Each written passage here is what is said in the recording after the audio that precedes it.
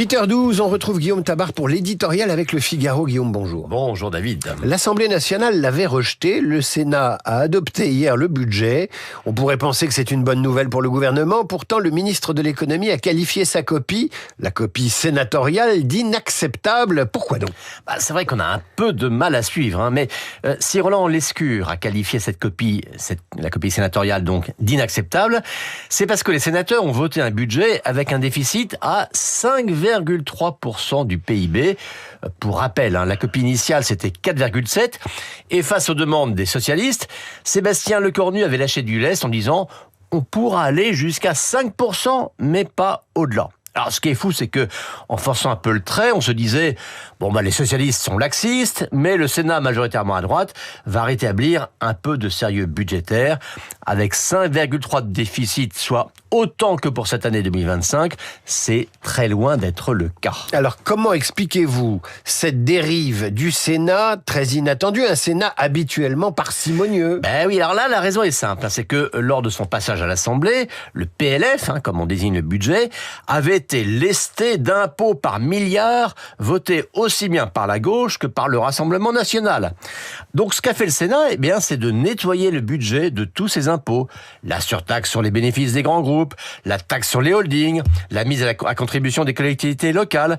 7,7 milliards de recettes ont ainsi été rayées. Très bien, mais vous savez compter comme moi, des recettes en moins, ça fait du déficit en plus. Sauf si on les compense par des dépenses en moins, c'est-à-dire par des économies. Alors bien sûr, le Sénat en a trouvé quelques-unes. Sur la formation professionnelle, ou encore en revenant au non-remplacement d'un fonctionnaire sur deux partant à la retraite. Mais toutes ces économies bout à bout, ça fait 2,7 milliards. Le calcul est simple, 7,7 moins 2,7, ça fait 5, si je compte bien, 5 comme 5 milliards de déficit en plus. Alors comment sort-on de cela ? Écoutez, il n'est pas sûr qu'on en sorte. L'étape d'après, c'est la fameuse commission mixte paritaire. Elle aura lieu vendredi. Alors Roland Lescure, le ministre de l'économie, l'a dit, il va falloir revenir sous la barre des 5% en trouvant des nouvelles recettes. Traduisons, en trouvant des impôts. Pas question, rétorque la droite sénatoriale, qui veut plutôt une réforme en profondeur de l'action publique.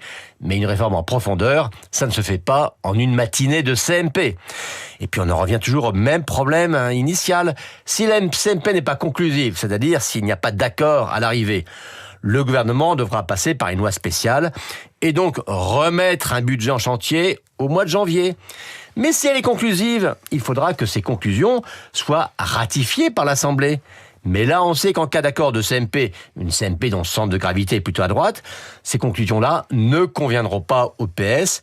Et donc, là encore, il n'y aura pas d'autre solution qu'une loi spéciale.